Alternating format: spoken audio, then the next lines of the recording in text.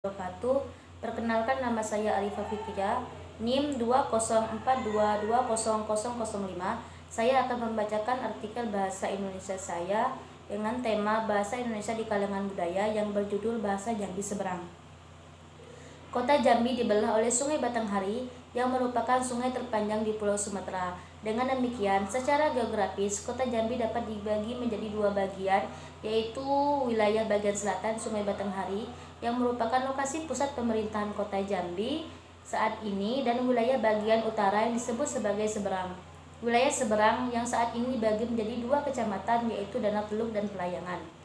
Wilayah selatan Sungai Batanghari oleh masyarakat Seberang diberikan nama wilayah pasar karena pada umumnya dihuni oleh pendatang tahap berikutnya yang berasal dari berbagai daerah.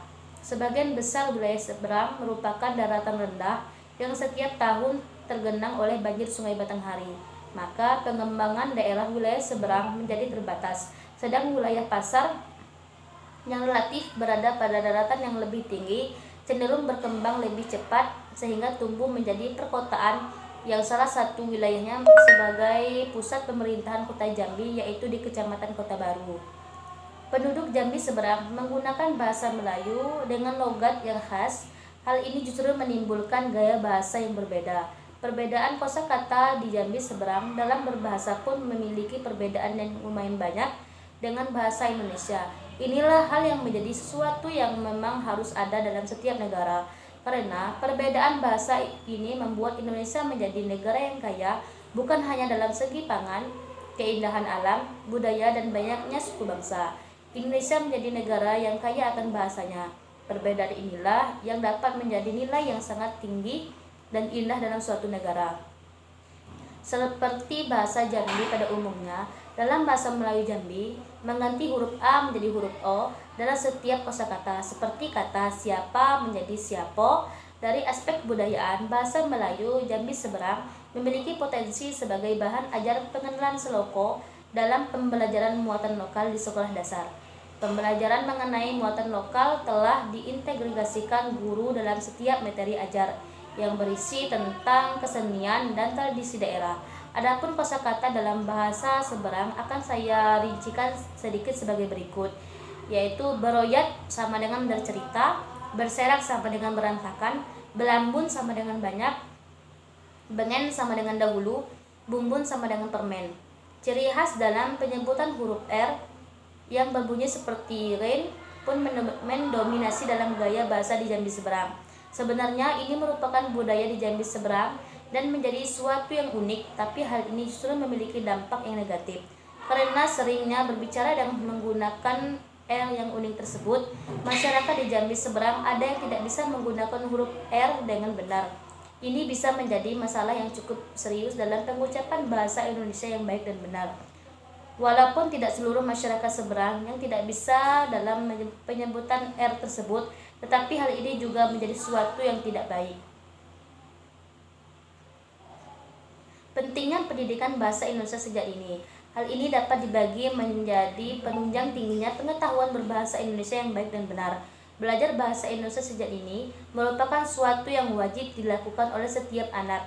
Hal tersebut sangat berguna bagi perkembangan anak di masa remaja dan masa depan. Apalagi di zaman mendatang, tantangan zaman yang penuh persaingan. Untuk bisa bersaing dan memenangkan persaingan tentu saja dibutuhkan kemampuan berbahasa yang baik dan benar. Namun untuk menanamkan keterampilan berbahasa nasional sejak dini secara baik dan benar kepada anak-anak, maka semua itu perlu partisipasi orang tua dalam mengajarkannya.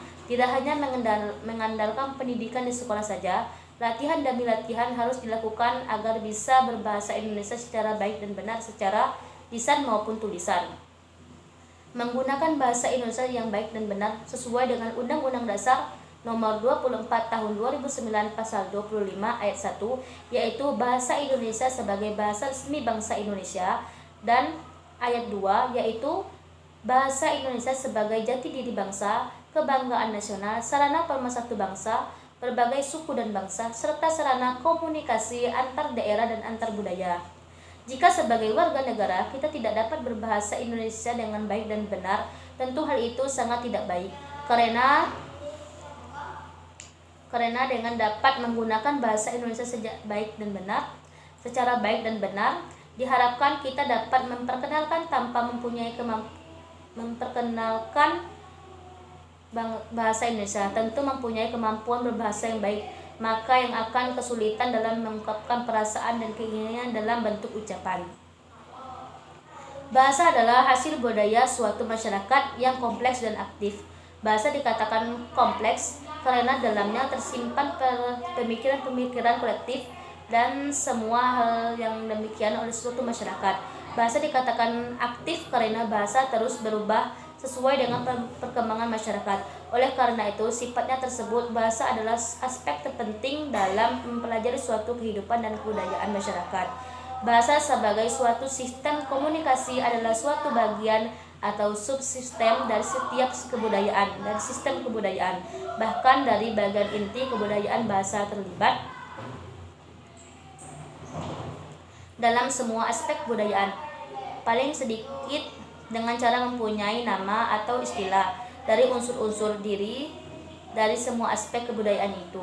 Lebih penting lagi, kebudayaan manusia tidak akan mungkin terjadi tanpa bahasa karena berbahasalah faktor yang menentukan terbentuknya kebudayaan.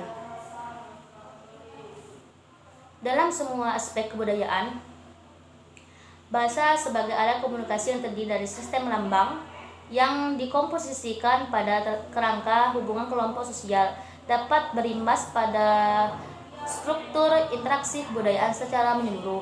Pembelajaran budaya suatu masyarakat hendaknya mengutamakan unsur-unsur bahasa yang digunakan dalam masyarakat tersebut. Budaya dan bahasa merupakan dua hal yang saling berkaitan erat. Untuk belajar suatu budaya sekelompok masyarakat, seseorang harus menguasai bahasa sekelompok masyarakat tersebut. Abdul Chair mengatakan bahwa bahasa itu bersifat unik dan mempunyai hubungan yang sangat erat dengan budaya masyarakat pemakainya. Maka analisis suatu bahasa hanya berlaku untuk bahasa itu saja, tidak dapat digunakan untuk menganalisis bahasa lain. Jika dari pemakaian kebudayaan Indonesia melalui daerah dilakukan dengan menggunakan bahasa Indonesia, seperti dimaklumi, penerima kebudayaan hanya bisa terwujud apabila budaya itu mengerti, dipahami, dan dijunjung masyarakat pemakai bahasa itu.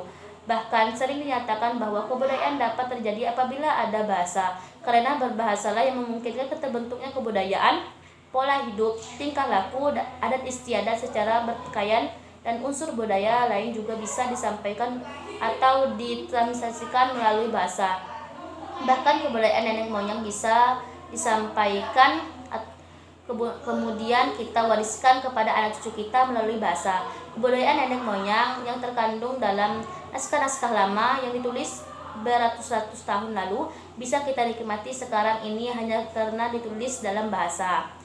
Pengetahuan sebagai unsur budaya dapat kita sampaikan pada murid dan anak cucu kita hanya karena diutarakan dengan bahasa. Kemudian suatu kebudayaan baru dapat disampaikan dan dimengerti jika unsur kebudayaan itu mempunyai nama atau istilah. Penampakan atau pengistilahan itu ialah bahasa. Setiap unsur kebudayaan, mulai dari yang terkecil sampai terbesar, diberi nama atau istilah.